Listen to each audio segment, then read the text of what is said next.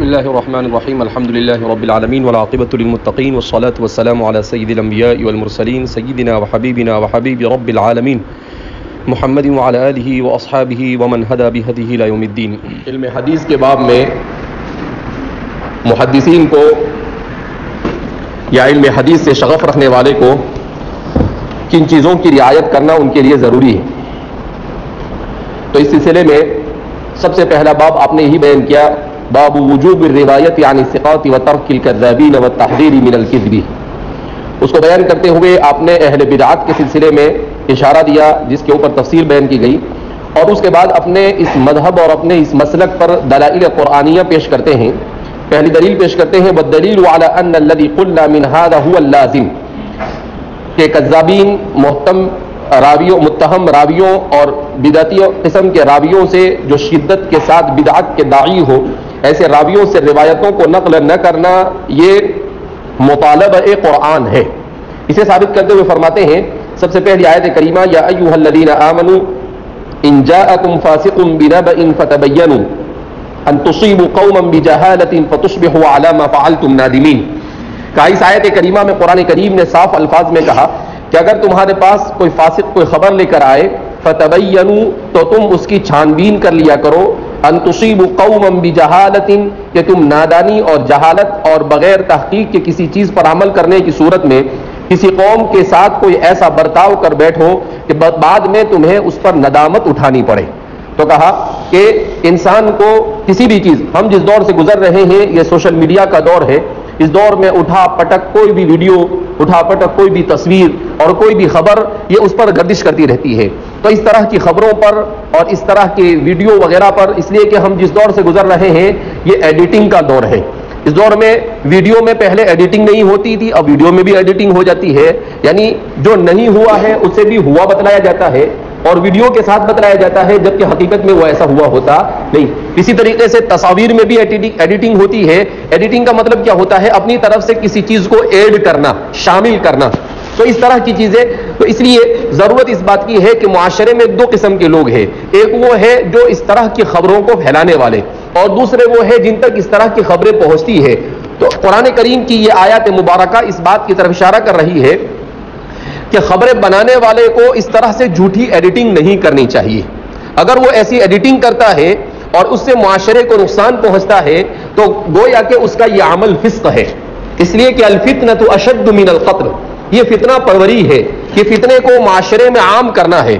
اور اس طرح سے فتنہ پروری شریعت مطہرہ نے اس کو قتل سے بھی زیادہ سنگین جرم قرار دیا کہ قتل میں ایک آدمی مرتا ہے مارنے سے، اور اس طرح کے فتنہ پھیلانے سے کئی لوگ مر سکتے ہیں. آپ کی جھوٹی ایڈیٹنگ کی وجہ سے، آپ کی جھوٹی رپورٹنگ کی وجہ سے، آپ کی جھوٹی خبر کی وجہ سے. لہذا قرآن کریم کی آیت کریمہ جہاں پر امام مسلم کا مستدل ہے، وہیں پر ہمارے معاشرے کے لیے ایک درس اور سبق بھی ہے کہ اس طرح کی چیزوں سے سننے والے کو بغیر تحقیق کے نہیں سننا چاہیے، بتانے والے کو بغیر تحقیق کے نہیں بتلانا چاہیے، اور آگے بڑھانے والے کو بھی بغیر تحقیق کے آگے نہیں بڑھانا چاہیے. وقال جل ثناؤہ، اور اللہ رب العزت کا ارشاد ہے ممن ترضون من الشہداء، کہ ان گواہوں میں سے جن سے تم راضی ہو جاؤ.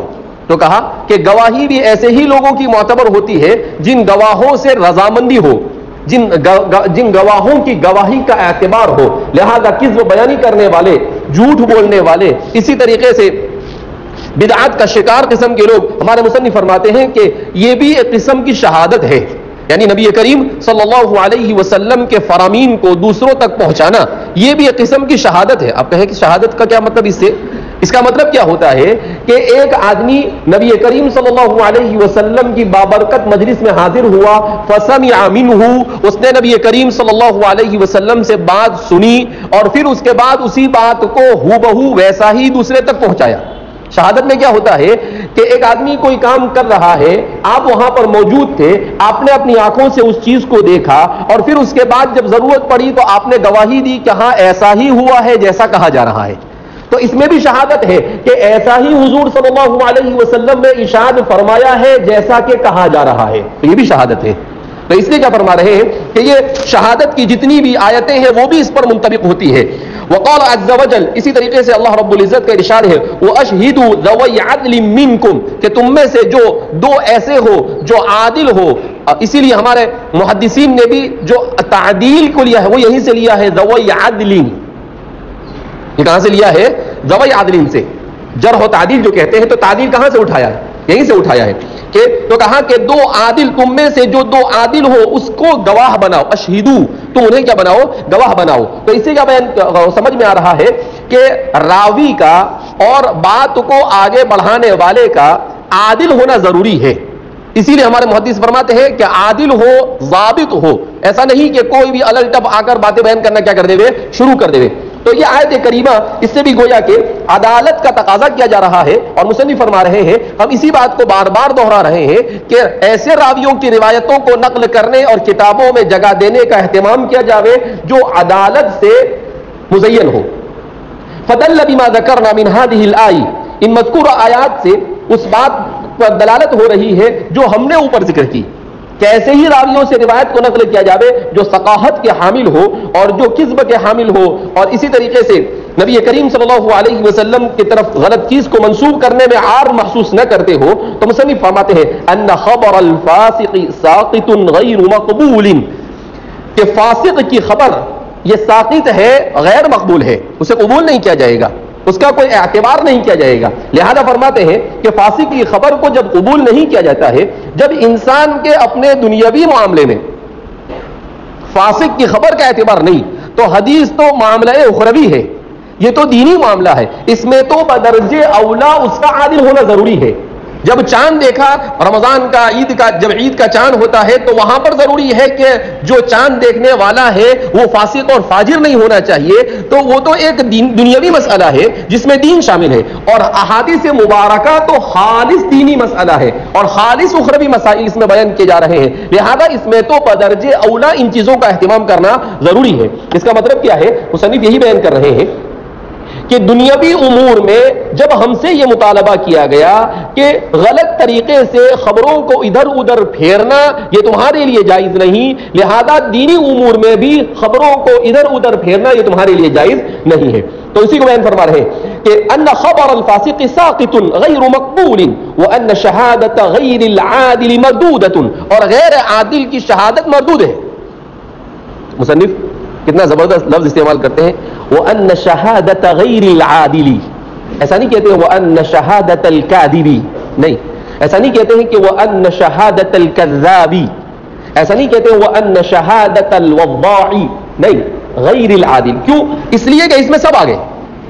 غیر العادل کا لفظ لیا تو اس میں سب، متہم بھی کذب بھی آ گیا، کذاب بھی آ گیا، اگر کوئی سوء حافظے کا شکار ہے تو وہ بھی آ گیا. تو جتنے ہو سکتے ہیں غیر عادل میں سب شامل ہو گئے. تو ایسی عبارت کو لائے جو سب کو شامل ہو، یعنی جرح کے جتنے بھی 10 اسباب بیان کیے جاتے ہیں وہ سب کے سب غیر عادل میں کیا ہو جاتے ہیں؟ فٹ ہو جاتے ہیں. تو اس لیے فرماتے ہیں وَأَنَّ شَهَادَةَ غَيْرِ الْعَادِلِ مَرْدُودَةٌ، اور غیر عادل کی شہادت یہ مردود ہوا کرتی ہے. مردودۃ ای غیر مقبولۃ، یعنی وہ مقبول ہوتی نہیں، اس کا کوئی اعتبار کیا جاتا نہیں ہے. والخبر وإن فرق معناه معنى الشهادة في بعض الوجوه فقد يجتمعان في أعظم معانيها، إذ كان خبر الفاسق غير مقبول عند أهل العلم كما أن شهادته مردودة عند جميعهم.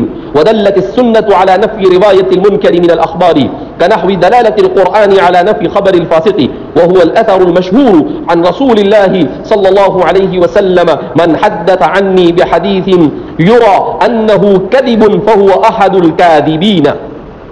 کاذبین بھی پڑھا گیا ہے اور کاذبین بھی پڑھا گیا، دونوں طرح سے پڑھا گیا. اچھا، اب کیا بیان فرما رہے ہیں کہ سوال پیدا ہوتا ہے کہ مصنف دو چیزوں میں خلط ملط کر رہے ہیں. مصنف دو چیزوں میں کیا کر رہے ہیں؟ خلط ملط کر رہے ہیں. کیسے؟ تو کہا اس طور پر مصنف کا خلط ملط لگ رہا ہے کہ مصنف ایک طرف یہ کہہ رہے ہیں کہ خبر یہ عادل کی ہونی چاہیے، اور اس کے بعد جو دلائل پیش کر رہے ہیں وہ تمام کے تمام دلائل یہ شاہد سے متعلق ہے. تو سوال پیدا ہوتا ہے کہ عادل شاہد اور خبیر، خبر دینے والا مخبر، یہ دونوں ایک ہے یا الگ الگ؟ کیا سوال پیدا ہوتا ہے کہ شہادت دینے والا اور کیا کرنے والا؟ خبر دینے والا، یہ دونوں ایک ہے یا دونوں کیا ہے؟ الگ الگ ہے. تو سیدھی سی بات یہ ہے کہ دونوں کیسے ہیں؟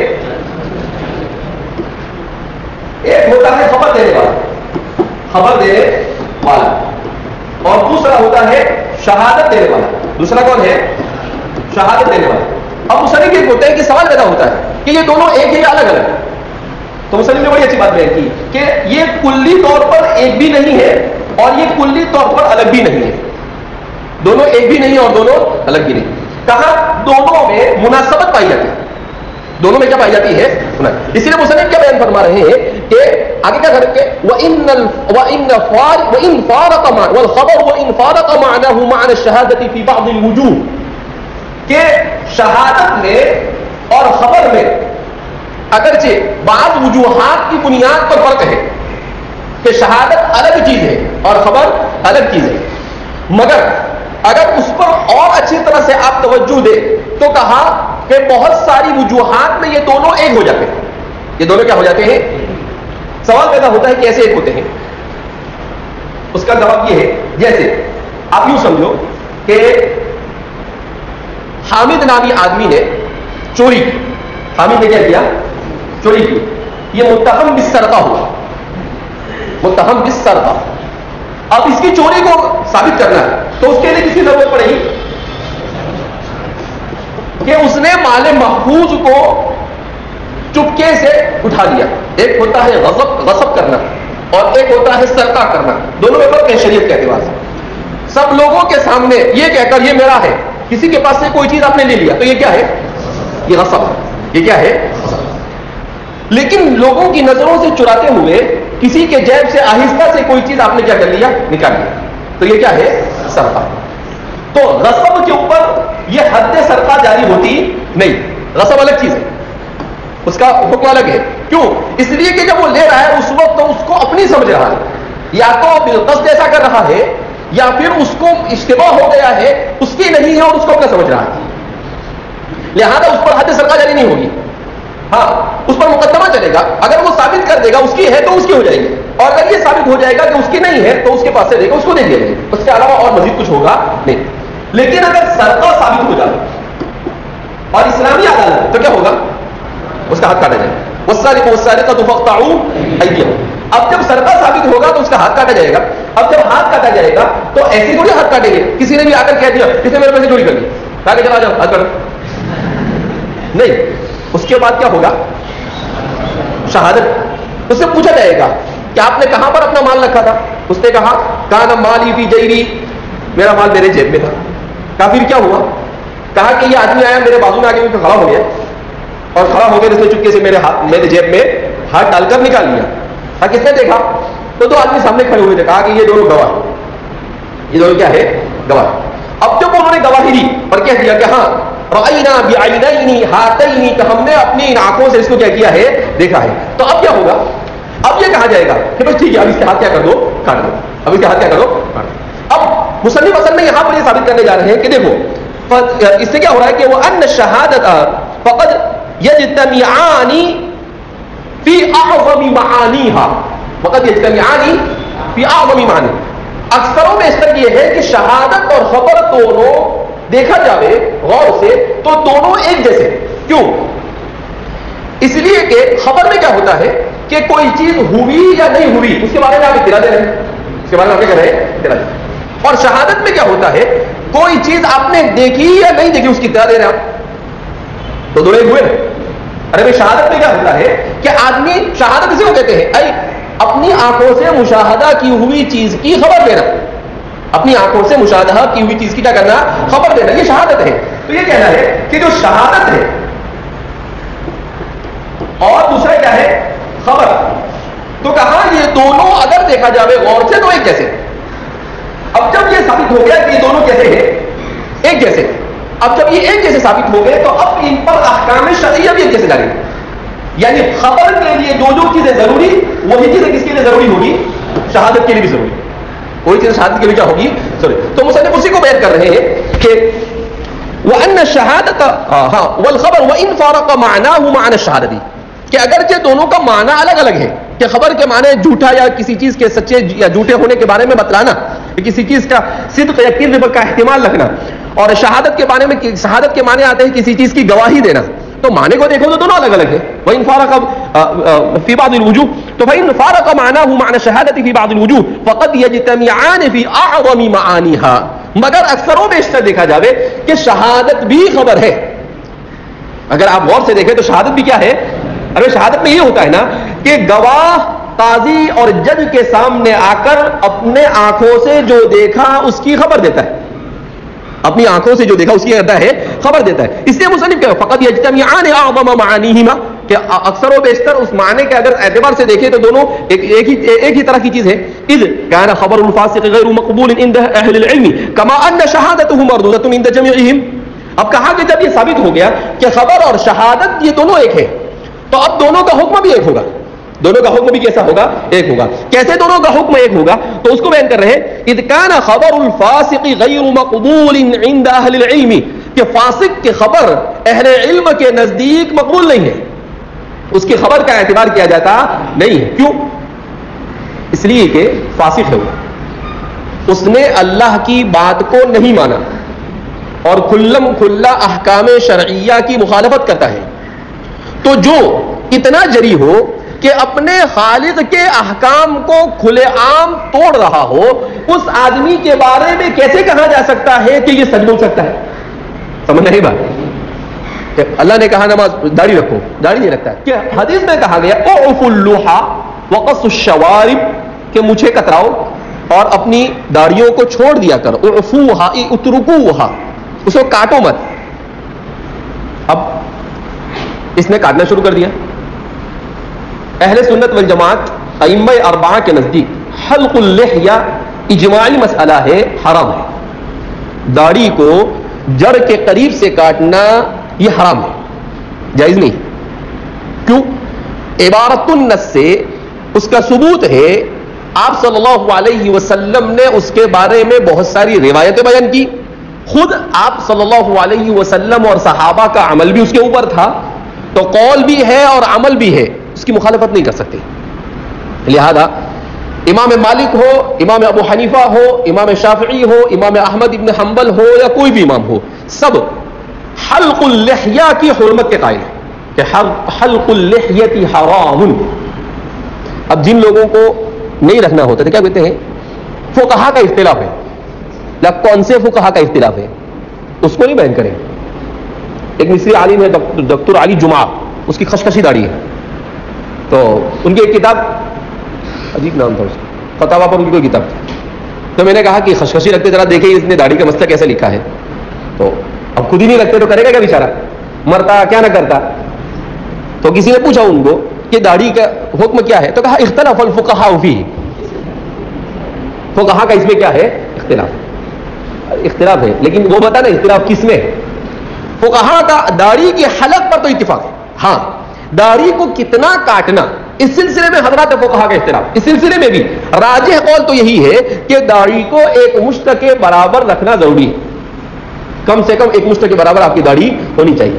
ہاں شاذ و نادر، مرجوح، غیر مفتہ بھی، اگر اکا قول دکا قول جس کو منسوب کیا جاتا ہے جس کا ثبوت نہیں ہے، بہت احتیاط سے بول رہا ہوں، ہر چیز ثابت، جس کا ثبوت نہیں ہے کہ بھئی امام غزالی ایسا کہتے ہیں کہ اتنی داڑھی رکھ دیا جو 40 قدم سے نظر آئے تو چل جائے گا، لیکن یہ صرف امام غزالی کی طرف منسوب کیا جاتا ہے. ان کی کسی کتاب میں یہ مذکور نہیں ہے. چلی چلائی ہے. کیسی ہے؟ چلی چلائی. اور کسی بھی کے یہاں پر بھی ایسا ملتا نہیں ہے. لیکن یہ جو لوگ بھی کاٹنا چاہتے ہیں، تو ہی نہ چاہے تو بہانے ہزار ہیں، تو یہ کاٹنا چاہتے ہیں وہ امام غزالی نے. ارے امام غزالی نے کون سی کتاب میں کہا وہ ذرا بتاؤ، تو نہیں بتا سکتے ہو. لہذا یہ خامخواہ کی بات ہے. ایک مشت کے برابر کم سے کم داڑھی کا رکھنا یہ شریعت مطہرہ میں مطلوب ہے. بہرحال تو میں بتا رہا تھا کہ مصنف فرماتے ہیں فإن إذا كان الخبر الفاسق غير مقبول عند أهل كما أن شهادته مردودة عند جميعهم، تو اسی طریقے سے اس کی شہادت یعنی فاسق کی شہادت ہو ای شہادت الفاسقی، اس کی شہادت بھی غیر مقبول ہے، مردود ہے عند جمیعہم، تمام کے نزدیک. کس کے نزدیک؟ تمام کے نزدیک. ودلت السنة على نفي رواية المنكر من الأخبار كنحو دلالة القرآن على نفي خبر الفاسق. کہا اس کے بعد بھی اگر آپ کو ایسا لگتا ہے کہ نہیں یار یہ تو خبر کے بارے میں ہے لیکن شہادت کے بارے میں تو کچھ سمجھ میں آتا نہیں ہے، تو کہا کہ ودلت السنة، نبی کریم صلی اللہ علیہ وسلم کے احادیث مبارکہ یہ منکر روایت کی نفی کے سلسلے میں دلالت کرتی ہے.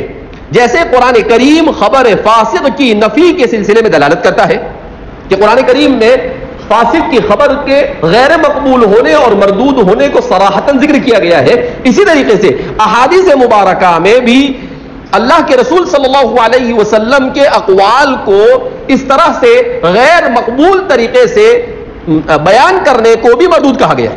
کہاں پر ہے؟ کہا وَهُوَ الْأَثَرُ الْمَشْهُورُ عَنْ رَسُولِ اللَّهِ صلی اللہ علیہ وسلم، اور وہ نبی کریم صلی اللہ علیہ وسلم کا قول مشہور ہے، حدیث مشہور ہے. وہ کیا ہے؟ من حدث عنی بحدیث یروى انہ کذب فہو احد الکاذبین. بعض روایتوں میں احد الکذابین بھی آتا ہے، بعض روایتوں میں احد الکاذبین، بعض نے اس کا ضبط پڑھا ہے اور بعض نے اس کو احد الکاذبین کہا. دو میں سے ایک جھوٹا یا جھوٹوں میں سے ایک جھوٹا یا پھر مبالغے کے ساتھ کذابین. بہرحال تو کیا فرماتے ہیں؟ من حدث عنی، نبی کریم صلی اللہ علیہ وسلم نے صراحتاً ارشاد فرمایا کہ جو آدمی میری طرف سے کسی حدیث کو بیان کرے یورا، اور وہ سمجھتا ہے، یارا جب پڑھا جاوے تو اس کے معنی دیکھنا، اور اسی کو جب مجہول پڑھا جاتا ہے تو اس کے معنی کیا آتے ہیں؟ سمجھنا. ویسے بھی قرآن کریم نے اس کو بصارت سے دیکھنے اور بصیرت سے دیکھنے دونوں کے لیے استعمال کیا. جیسے قرآن کریم کے الم تر الی الذی مر علی قریۃ وہی خاویۃ علی عروشها، تو ایسی جہاں پر قرآن کریم بیان کرتا ہے وہاں پر بصیرت مراد ہوتی ہے، بصارت مراد نہیں. کیا تم نے دیکھا نہیں؟ کیا تمہیں اس واقعے کی خبر، عبرت ناک واقعے کی خبر نہیں پہنچی؟ سمجھ میں آئی بات؟ تو وہاں کیوں دیکھنے کے بارے میں کب کہتا ہے؟ جب وہ واقعہ ان کی نظروں کے سامنے ہوا ہوتا. اب وہ بنو اسرائیل کے درمیان ہزاروں سال پہلے واقعہ پیش آیا، اس کے بارے میں قرآن کے الم تر الی الذین خرجوا من دیارہم وهم الوف حذر الموت، تو ظاہر سی بات ہے اس کو اس کے حقیقت پر کیسے محمول کیا جا سکتا ہے؟ لامحالہ یہی کہنا پڑے گا کہ الم تر ای الم تقف علیہ، کیا تمہیں اس پر واقفیت نہیں ہو سکی؟ کیا تمہیں اس کے بارے میں خبر نہیں پہنچی؟ تو اسی طریقے سے اس کو جب مجہول استعمال کیا جاتا ہے تو عام طور پر یہ سمجھنے کے معنی میں ہوتا ہے. یورا، وہ گمان کرتا ہے، وہ سمجھتا ہے، انہ کذب، کہ وہ جس چیز کو نبی کریم صلی اللہ علیہ وسلم کی طرف منسوب کرتے ہوئے بیان کر رہا ہے وہ جھوٹ ہے. فہو احد الکاذبین، تو وہ بھی جھوٹوں میں سے ایک جھوٹا ہے. کیا مطلب؟ کہ حدیث بیان کرتا ہے اطلبوا العلم ولو كان بالصين قال رسول اللہ صلی اللہ علیہ وسلم. حضور نے فرمایا کہ علم حاصل کرو اگرچہ تمہیں اس کے لیے چائنا جانا پڑے. لفظ یہ نک چپٹوں کے پاس کائے کو جائیں گے؟ اب یہ حدیث ثابت نہیں، معلوم ہے مجھے بھی آپ کو بھی. اس کے باوجود بھی آپ جمعرات کے دن تقریر میں کھڑے ہو گئے اور آپ نے شروع کر دیا فضیلت حدیث، اور آپ صلی اللہ علیہ وسلم نے ارشاد فرمایا کہ علم حاصل کرو چاہے تم کو چائنا جانا پڑے. نہیں، فانت احد الکاذبین. باوجود ہے کہ آپ کو معلوم ہے کہ یہ حدیث نہیں ہے، اس کو حضور کی طرف منسوب کرنا گویا کہ آپ صلی اللہ علیہ وسلم کی طرف غلط چیز کی نسبت کر کر اسے عام کرنا ہے.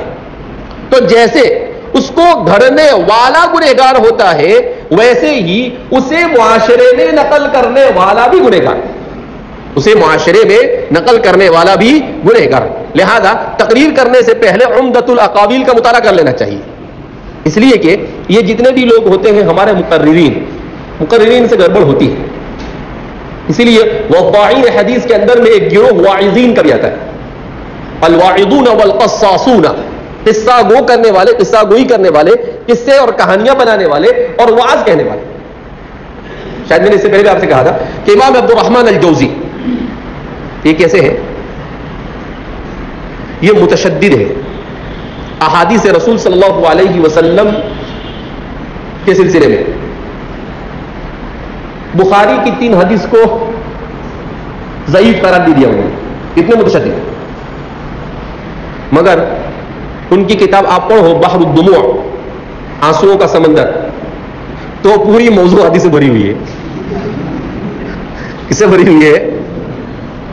میں طالب علم کے زمانے میں عربی دوم میں تھا تو آنسوؤں کا سمندر پڑھا تو میں نے کہا اس کی عربی ہونا چاہیے، اردو میں مزہ نہیں آتا. تو میں نے اس کو تلاش کیا گیا.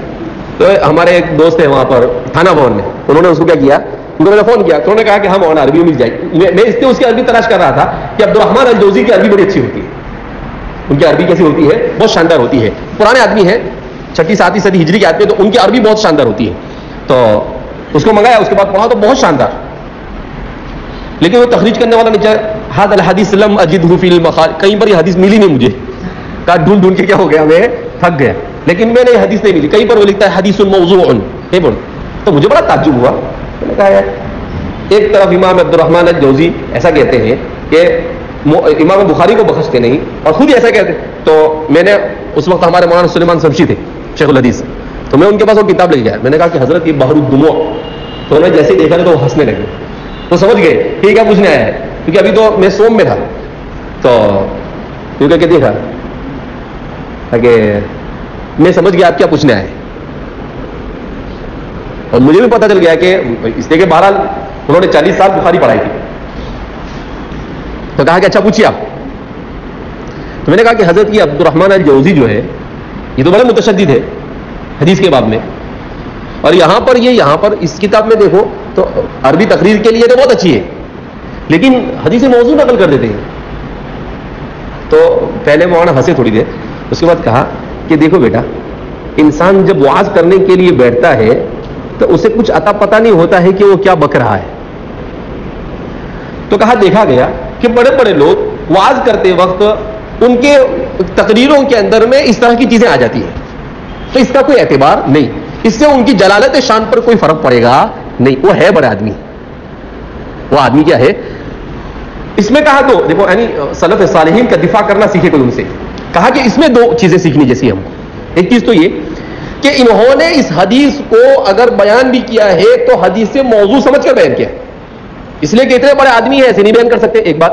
دوسری بات یہ کہ انہوں نے جس مجمع کے سامنے یہ تقریر کی ہوگی وہ مجمع ایسا ہوگا جو احادیث صحیحہ اور سقیمہ سے واقف ہوگا، لہذا اس مجمع کے لیے اس حدیث کو حدیث موضوع سمجھنے میں کوئی دشواری نہیں ہوگی، تو کہا کہ وہ طریقہ تو سب کو معلوم ہے کہ آپ حدیث موضوع کو حدیث موضوع کہہ کر بیان کر سکتے ہو کہ بھئی حدیث موضوع ہے، لیکن عوام کے سامنے نہیں، ہاں پڑھا لکھا علماء کا طبقہ ہے ان کے سامنے بیان کر سکتے، کیونکہ ان کو معلوم حدیث موضوع کس کو کہتے ہیں، لیکن عوام کو کیا معلوم حدیث موضوع کس کو کہتے ہیں، اسی لیے تو ہمارے امام مسلم بار بار چیخ چیخ کر پیچھے سے بول کر آ رہے ہیں کہ عوام کے سامنے یہ سب ان کو تو صرف حدیث صحیح بتلانے کی، احادیث صحیحہ کے علاوہ اور کچھ بتلانے کا نہیں۔ پھر سوال پیدا ہو کہ عوام کو اگر احادیث صحیحہ ہی بتلانی چاہیے صرف، تو فضائل اعمال میں تو احادیث ضعیفہ بھی ہے اور اس کی تعلیم عوام الناس میں کی جاتی ہے، تو پھر فضائل اعمال کا کیا؟ آپ کے ذہن میں سوال آیا نہیں آیا الگ بات ہے، لیکن میں ماشاءاللہ بہت اچھی بات ہے آیا تھا، اب وہ سچ جھوٹ تو اللہ کو معلوم کہ آپ کیسے بول رہے ہیں، تو اب وہ سوال پیدا ہوتا ہے کہ عوام الناس کو نہیں بتانی چاہیے، تو اس میں یہ بات ہے کہ ہمارے محدثین کے یہاں پر احادیث ضعیفہ شدید الضعف احادیث کو بھی باب فضائل میں لوگوں کو اعمال کی طرف ابھارنے کے لیے بیان کرنا جائز ہے، بلکہ بعض محدثین نے اسے مستحسن قرار دیا ہے کہ احکام کو ثابت کرنے کے لیے تو احادیث صحیحہ کو ترجیح دی جائے گی اور ضعیفہ یہ ثانوی حیثیت رکھیں گے، لیکن لوگوں کو اعمال کی طرف بلانے کے لیے احادیث موضوع نہیں لیکن احادیث ضعیفہ کو فضائل کے باب میں بیان کیا جا سکتا ہے تاکہ لوگ اعمال کی طرف راغب ہو، لوگ اعمال کی طرف کیا ہو راغب ہو، تو اس لیے تو وہاں پر ان کو اچھا عوام کو یہ بتانے کی ضرورت نہیں کہ حدیث ضعیف ہے، یہ بھی سمجھنا چاہیے اس کو، کیوں؟ اس لیے کہ اس کو نہیں معلوم، اس کو تو کیا معلوم، اب بہت بات سمجھائیں گے تو ضعیف کس کو بولتے ہیں؟ کمزور کو، پہلے کمزور حدیث ہے، لگا اس کو کیا معلوم، لیکن ضعیف بارہا آپ کو کہا جا رہا ہے کہ الضعیف ثابت، ضعیف ثابت ہوتی ہے، موضوع ثابت نہیں ہوتی ہے، یعنی آپ صلی اللہ علیہ وسلم سے اس کا ثبوت ہے، صرف یہ کہ اس کے ثبوت پائے ثبوت تک پہنچنے کے لیے کمزوری تھوڑی سی اس میں، لیکن وہ ثابت ضرور ہوتی ہے ضعیف، ہاں موضوع ثابت نہیں ہوتی ہے، تو عوام کے سامنے موضوع نہیں بیان کرنا چاہیے، فضائل کے باب میں احادیث ضعیفہ کو بیان کیا جائے گا اور اعمال کے باب میں احادیث صحیحہ کو بیان کیا جائے گا، اعمال کے باب میں احادیث صحیحہ کو بیان کیا جائے گا۔ بہرحال تو فرما رہے ہیں کہ آپ صلی اللہ علیہ وسلم نے فرمایا کہ من حدث عنی بحدیث یرى انه کذب فهو احد الكاذبین، کہ کوئی آدمی میرے طرف سے روایت کو نقل کرے جبکہ وہ سمجھ رہا ہو کہ وہ جس روایت کو نقل کر رہا ہے وہ جھوٹ پر محمول ہے، وہ جھوٹی بات ہے، فهو احد الكاذبین، تو وہ بھی جھوٹوں میں سے ایک جھوٹا ہے۔ اس کے بعد مصنف فرماتے ہیں وبه قال حدثنا ابو بکر بن ابي شيبة قال حدثنا وكيع عن شعبة عن الحكم عن عبد الرحمن بن ابي ليلى عن سمرة بن جندب رضي الله عنه وحدثنا ابو بكر بن ابي شيبة ايضا وبه قال حدثنا وكيع عن شعبة وسفيان عن حبيب عن ميمون بن ابي شبيب عن المغيرة بن شعبة رضي الله عنه وعنهم اجمعين قال قال رسول الله صلى الله عليه وسلم ذلك. مصنف نے پہلے حدیث کے متن کو بیان کیا اور پھر اس کے بعد اس کی سند کو ذکر کر رہے ہیں. اس کے بعد اس کی سند کو کیا کر رہے ہیں؟ طریقہ یہ ہوتا ہے کہ احادیث کو پہلے سند بیان کی جاتی ہے اور پھر اس کے بعد متن کو آخر میں ذکر کیا جاتا ہے. اب سوال یہ پیدا ہوتا ہے کہ مصنف نے یہاں پر الٹا کیوں کیا؟ مصنف یہاں پر حدیث کو اپنی بات پر مستدل کے طور پر ذکر کر رہے ہیں اور جہاں مستدل کے طور پر ذکر کیا جاوے وہاں پر سند کا ذکر کرنا ضروری نہیں ہوتا ہے. جیسے فقہا اپنی کتابوں میں احادیث کو بیان کرتے ہیں تو پوری سند کے ساتھ بیان کرتے ہیں. اگر امام مرغینانی ابو بکر المرغینانی نے سند کے ساتھ جمع کیا ہوتا تو 4 جلدوں میں ہوتی وہ. اور نصب الرایا فی تخریج احادیث الہدایہ کتنی جلدوں میں؟ اس میں جو حدیثیں اس کی تخریج کی ہے اس میں کہ یہ حدیثیں سند کے ساتھ کہاں کہاں پر کس کتاب میں 10 جلدوں میں.